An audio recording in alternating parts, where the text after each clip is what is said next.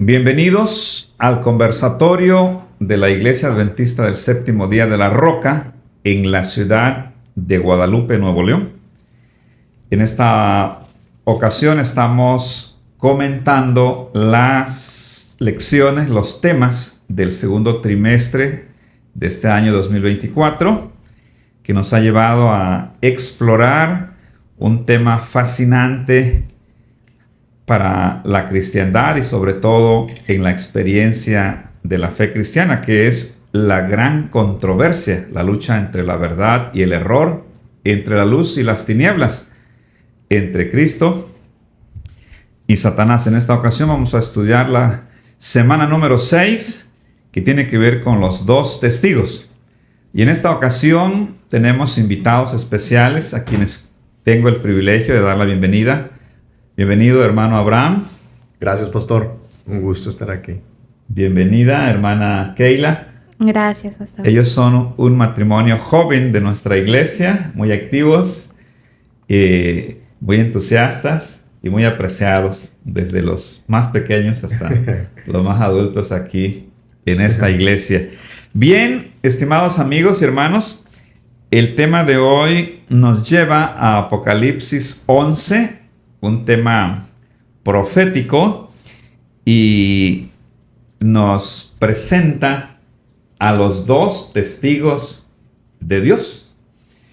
Y vamos a leer, para introducirnos al tema, los versos 3 y 4 de este capítulo. Y dice lo siguiente: y daré a mis dos testigos que profeticen por 1260 días, vestidos de cilicio. Estos testigos son los dos olivos y los dos candeleros que están en pie delante del Dios de la tierra. Aquí la pregunta sería, hermano Abraham, hermana Keila, ¿necesita Dios testigos? ¿Y por qué dos? ¿Tienen alguna idea? ¿En algún momento ha venido esa cuestión a sus mentes?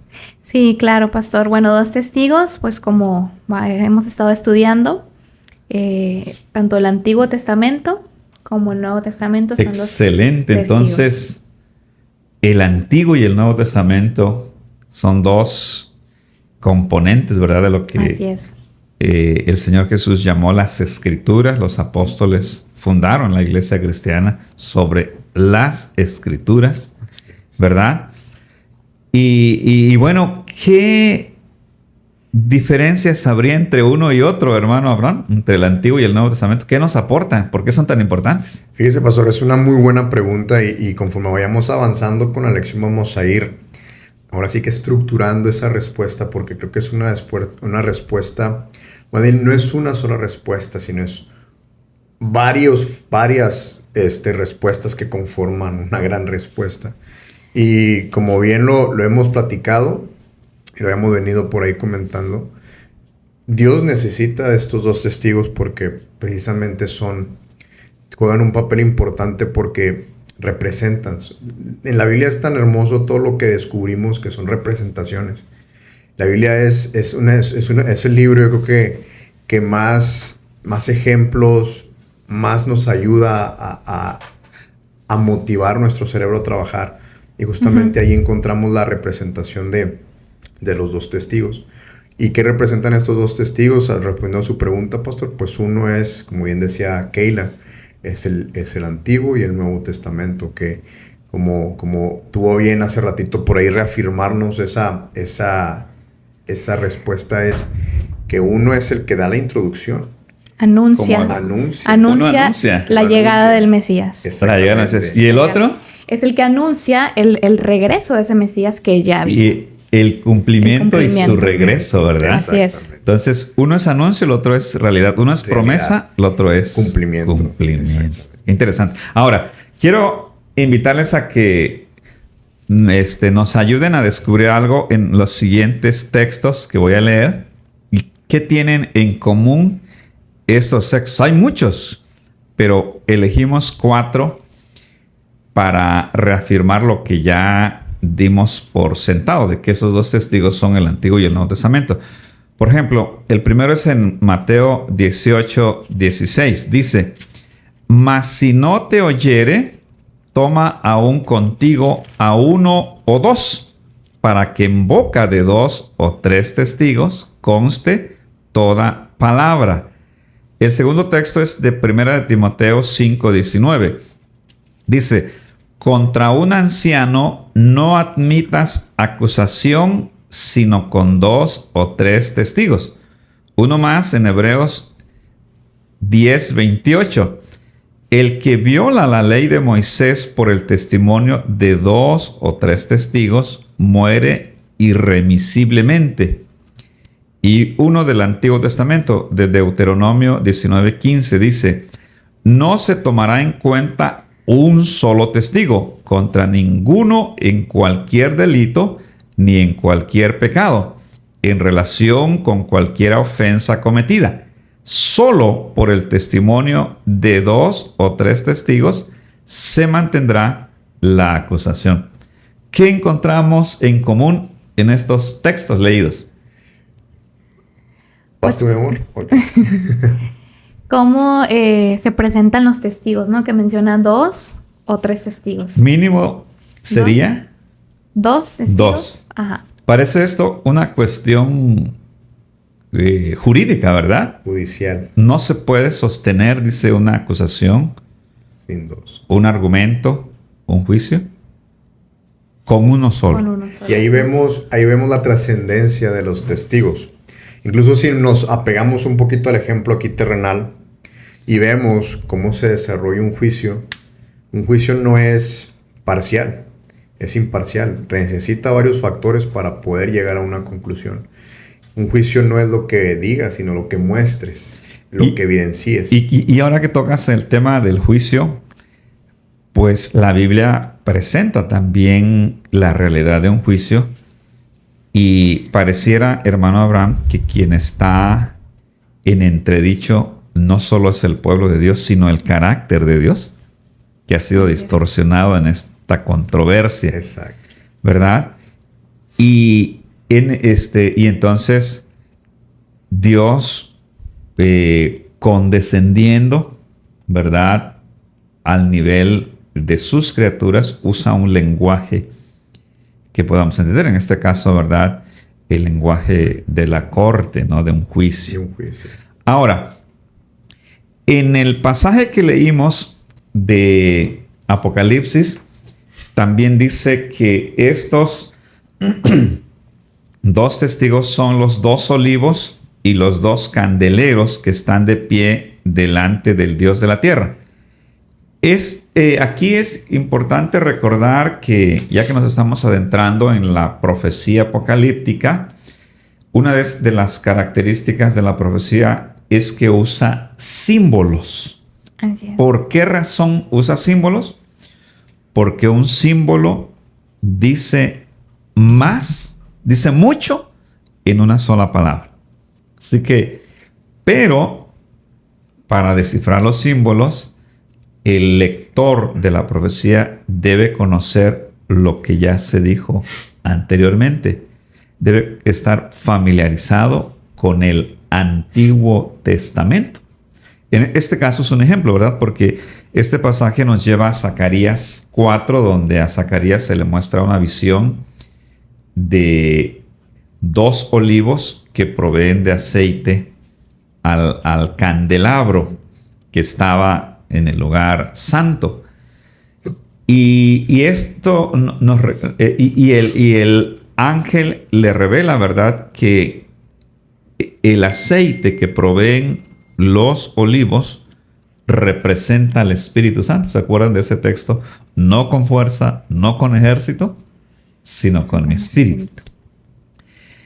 Y al mismo tiempo, entonces, el candelabro podría aludir a lo que dijo el salmista, ¿no? Lámpara es a mis pies tu palabra. Entonces, el Espíritu Santo es quien inspira la Biblia y se convierte en esa lámpara que nos va a guiar en medio del conflicto. Pero también en Apocalipsis alude a dos profetas, a Elías, quien en el tiempo del rey Acab, con el poder de su palabra, con el poder de la palabra de Dios, anunció una sequía de 3 años y medio. Y el otro profeta que se alude es Moisés, quien de igual manera con el poder de su palabra produjo, ¿verdad? El poder de la palabra de Dios, quien lo había enviado, produjo las 10 plagas que cayeron sobre Egipto. Entonces los dos testigos, ese concepto une tanto la palabra de Dios como el creyente, quien la vive. Y también llama la atención, hermana Keila, que el término testigo en el griego es la palabra que da origen a quien es un mártir, ¿verdad? Y eso nos lleva a la idea de que los mártires llegaron al punto de dar su vida por causa de la palabra de Dios. Pero aquí se menciona un tiempo profético que también es importante en el estudio de este tema. ¿Cuál es ese tiempo profético que se menciona aquí? Los 1260 días. Los 1260 días.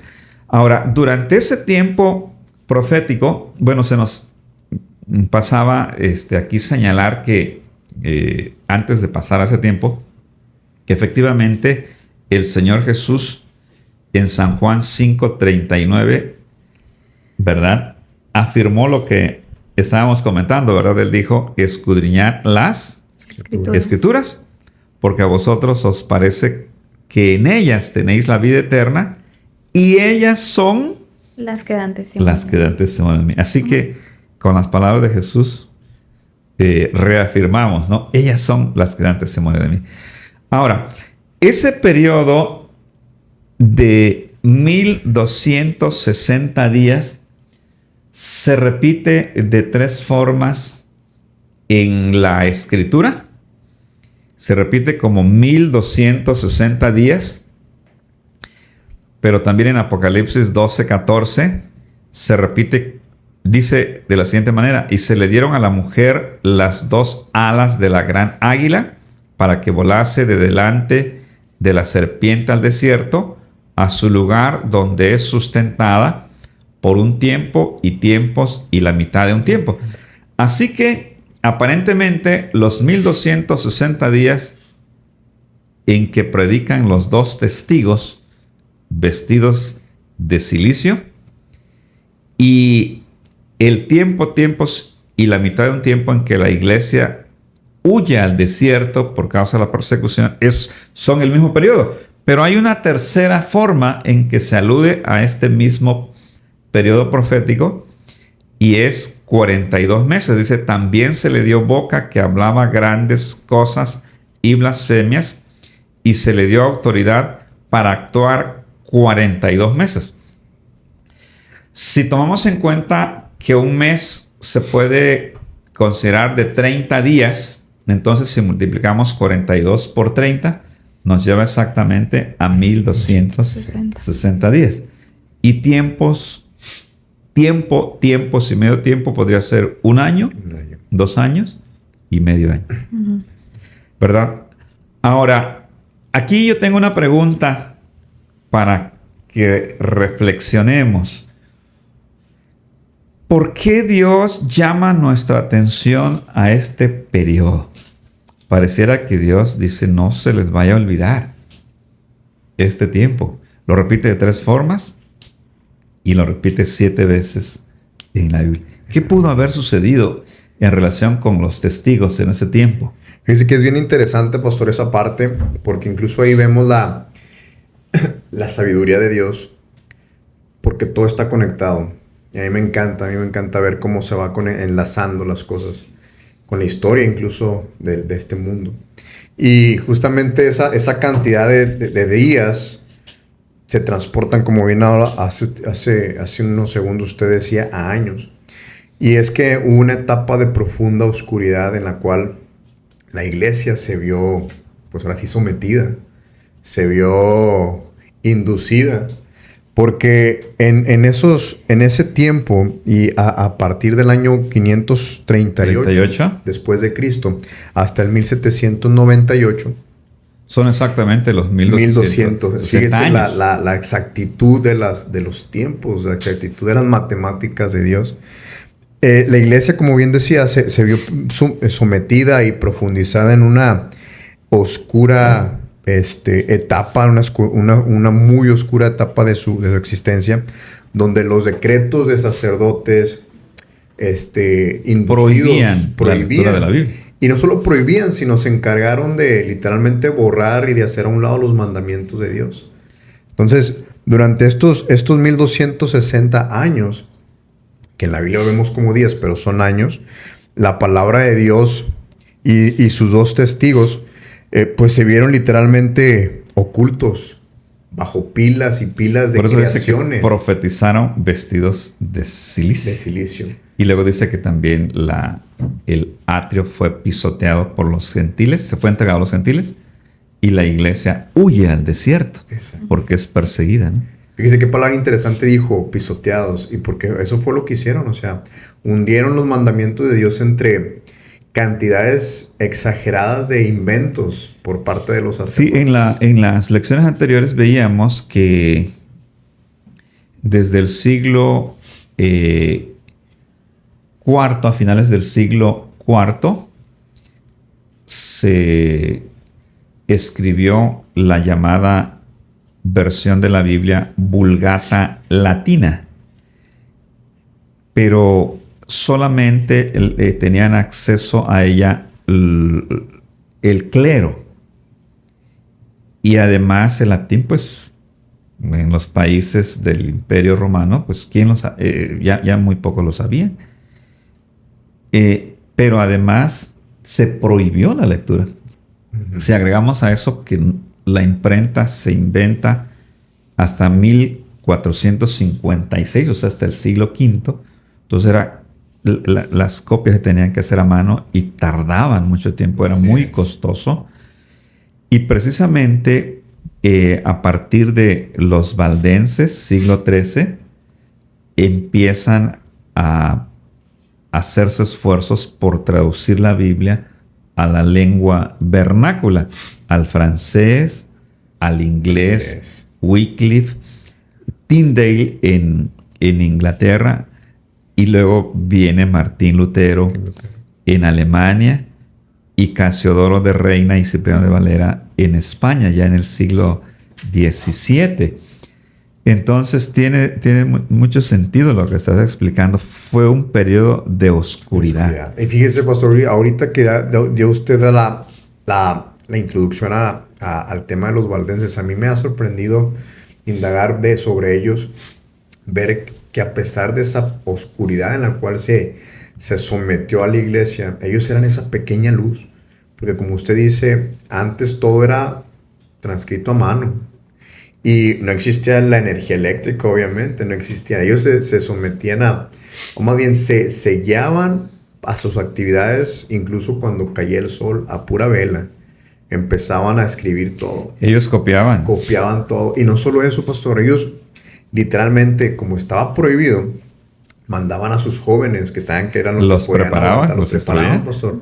Los mandaban a los lugares, a los pueblitos. Eran comerciantes. Hábiles comerciantes. Y fíjese la habilidad que ellos tenían para poder impartir el evangelio, porque ellos sentían esa necesidad de que esa luz saliera a flote.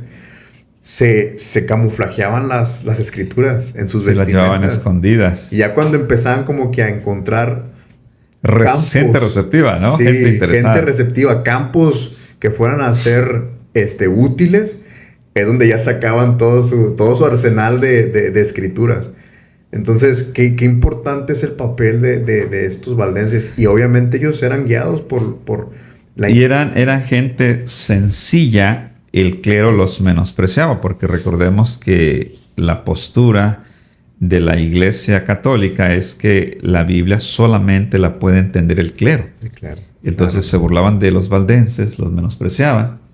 Pero hermana Keila, vemos aquí cómo la luz va avanzando progresivamente, como dice Proverbios 4:18, ¿no?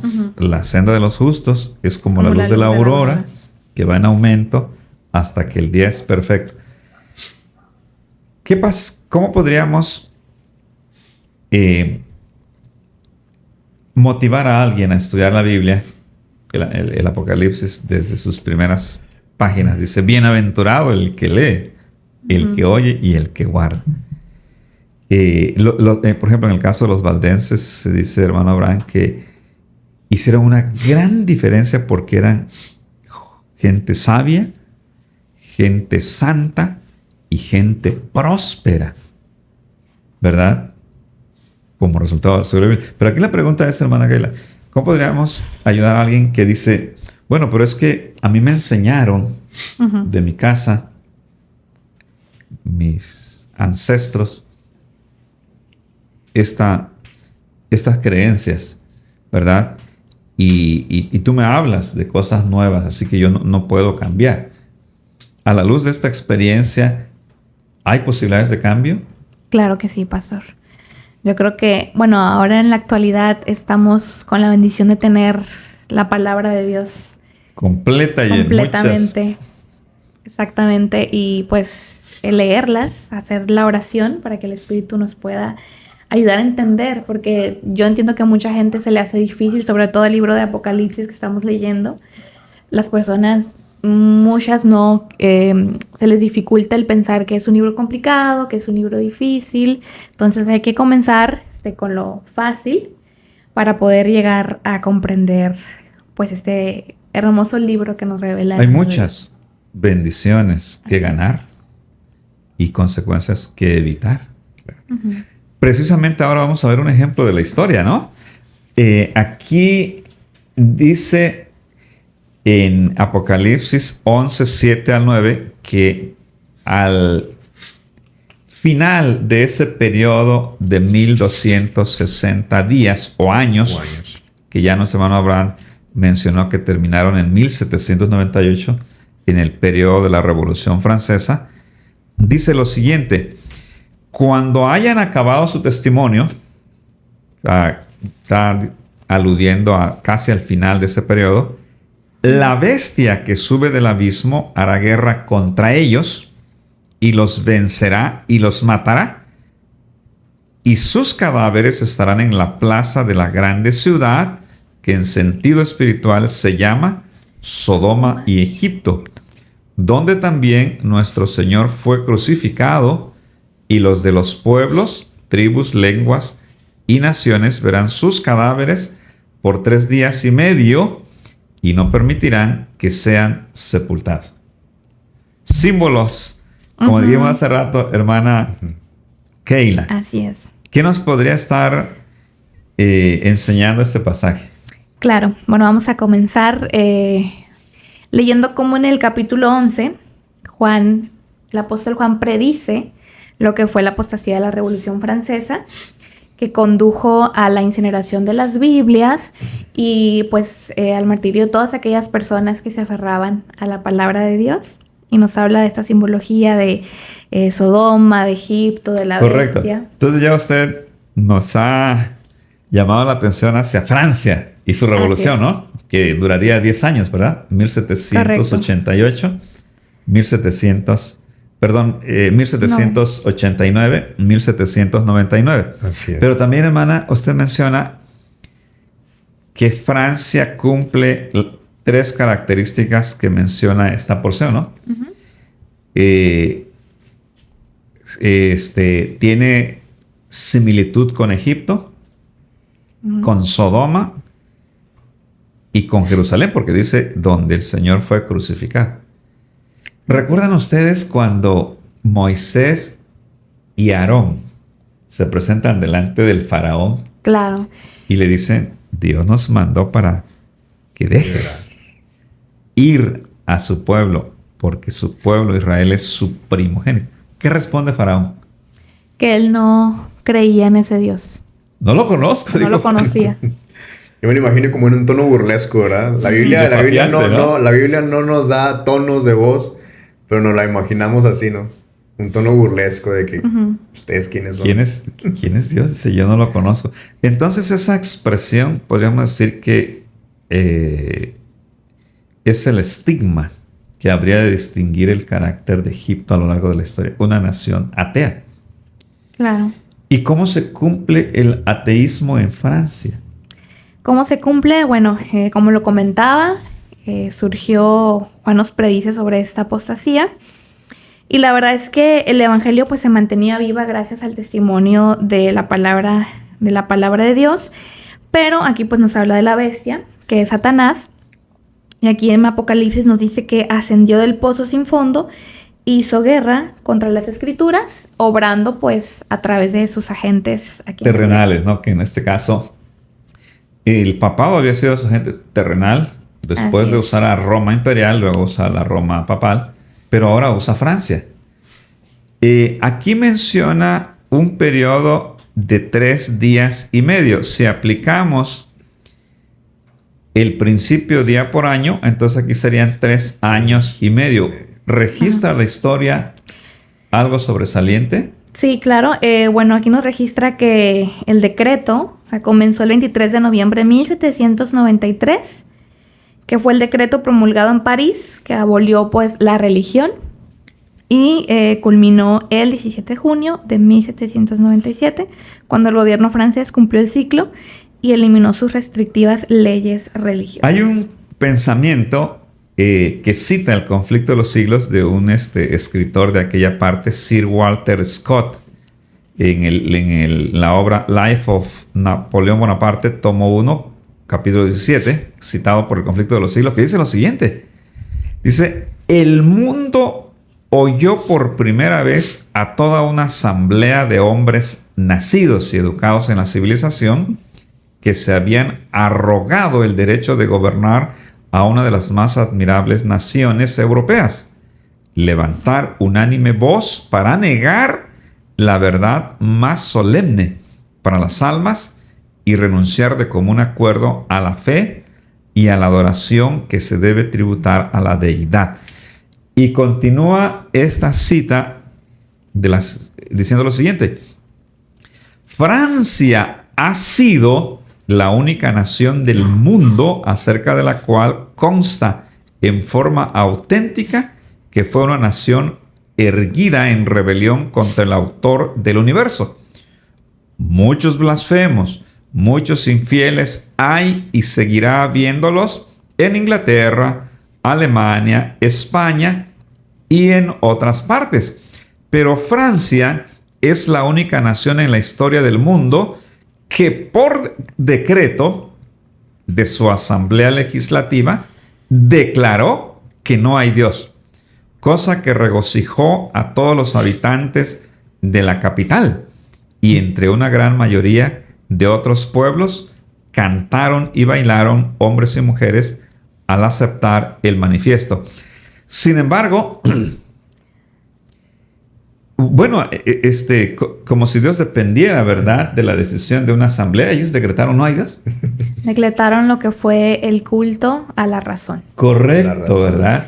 Por eso, no solamente desde el punto de vista profético, sino desde todos los enfoques, la Revolución Francesa fue un punto de inflexión en la historia humana, ¿verdad? Así es.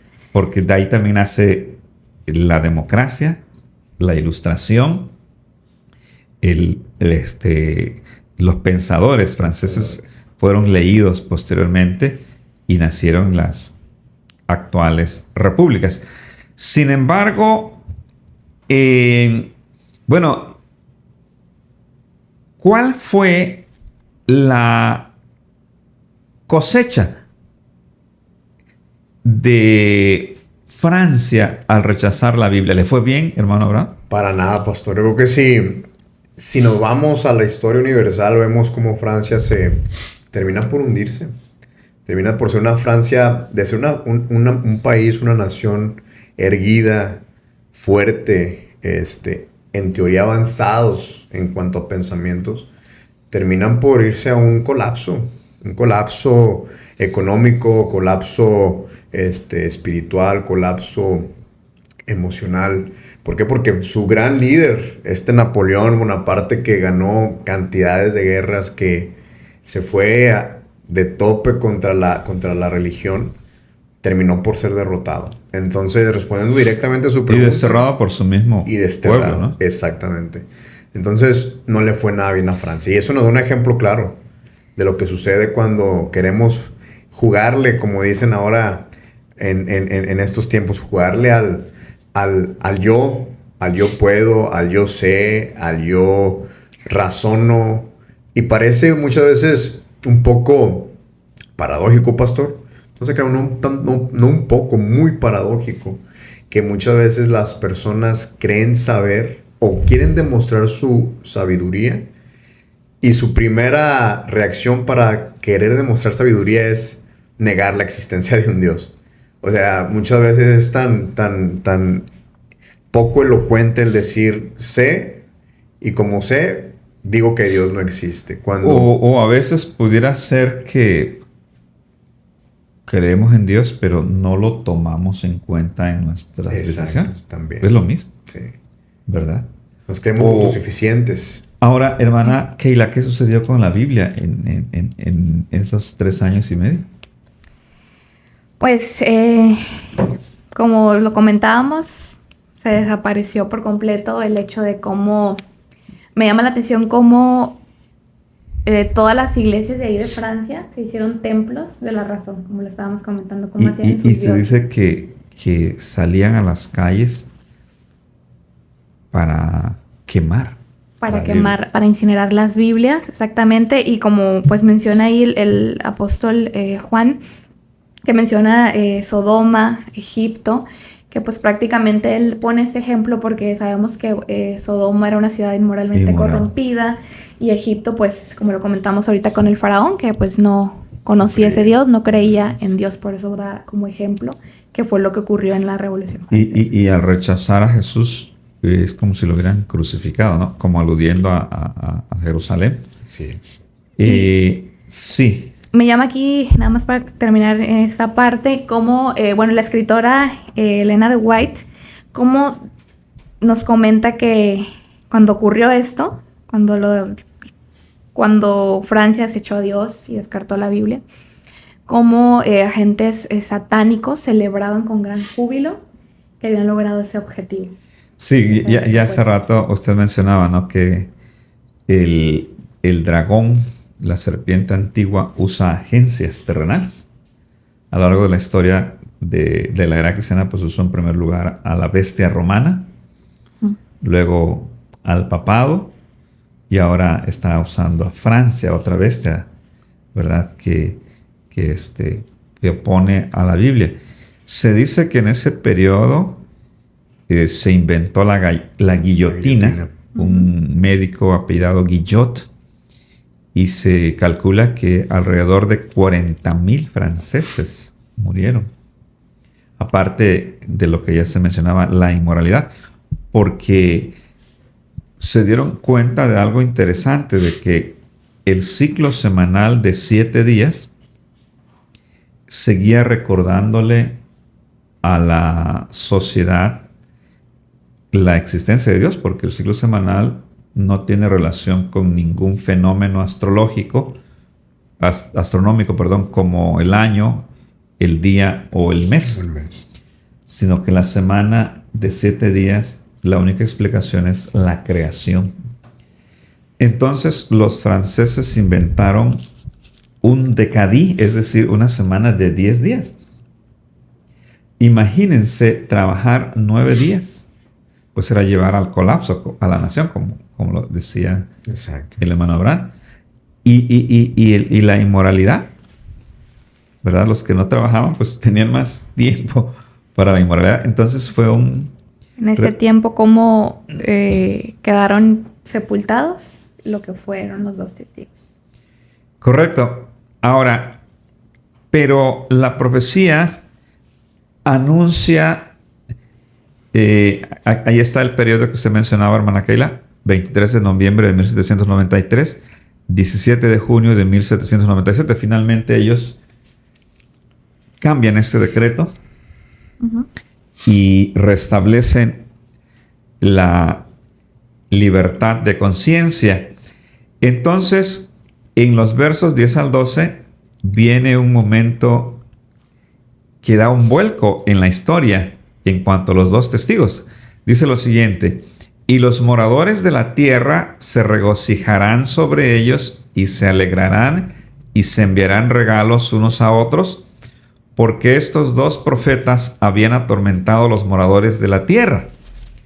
Pero después de 3 días y medio, entró en ellos el espíritu de vida enviado por Dios, y se levantaron sobre sus pies, y cayó gran temor sobre los que los vieron, y oyeron una gran voz del cielo que les decía: subid acá. Y subieron al cielo en una nube, y sus enemigos los vieron.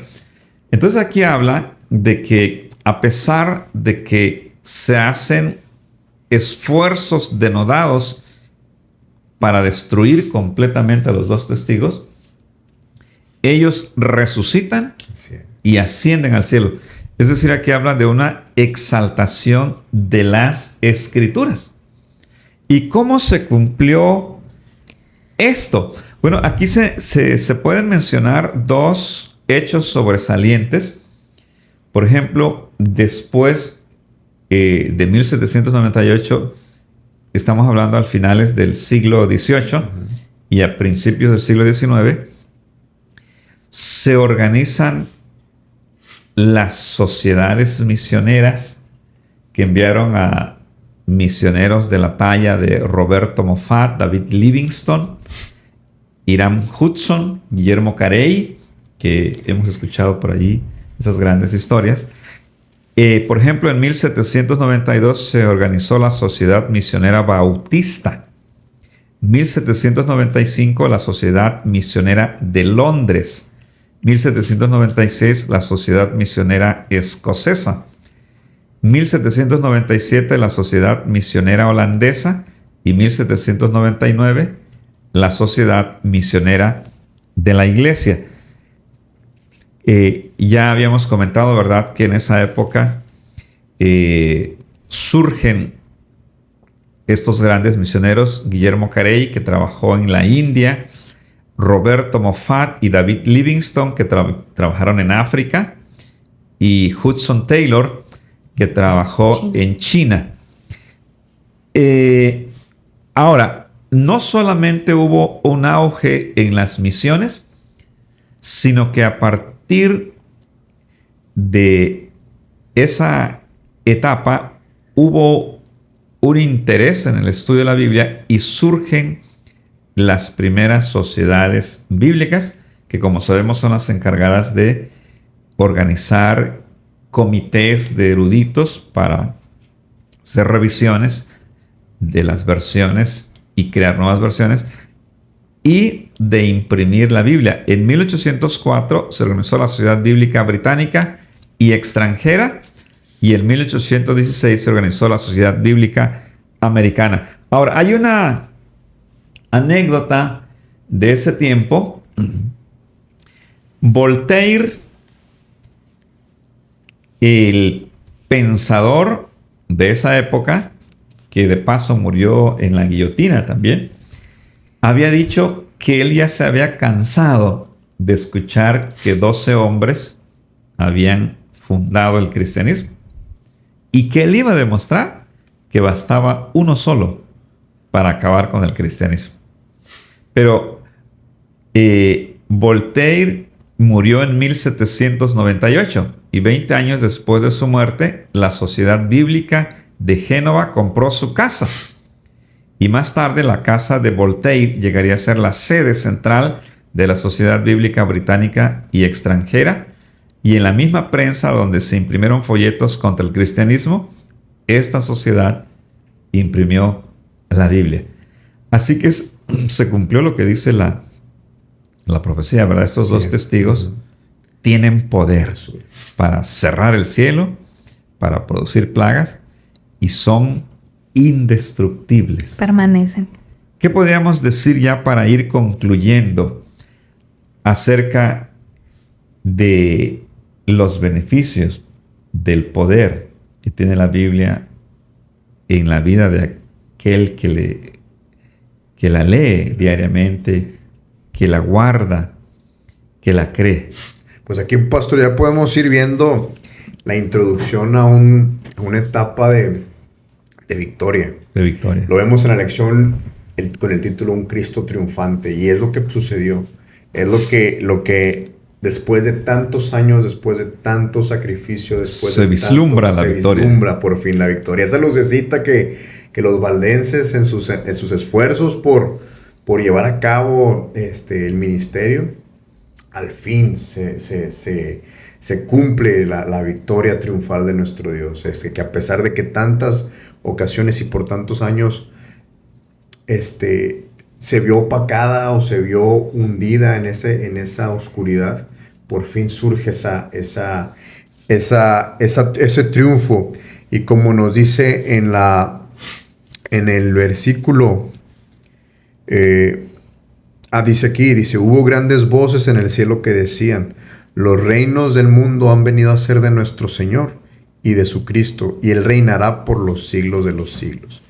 Esa es una de las partes que enaltecen todavía más el triunfo. Porque se está esperando. No se dudaría, ¿verdad?, de que Dios reina, porque Él es creador. Pero mientras el conflicto todavía esté andando, en marcha, surge esa pregunta, ¿no? ¿Cuándo? Y aquí, como se comenta, se empieza ya a poner más en claro el triunfo del reino de Dios. Como ese punto culminante y glorioso es que toda nación, que toda lengua sea para alabar a Dios.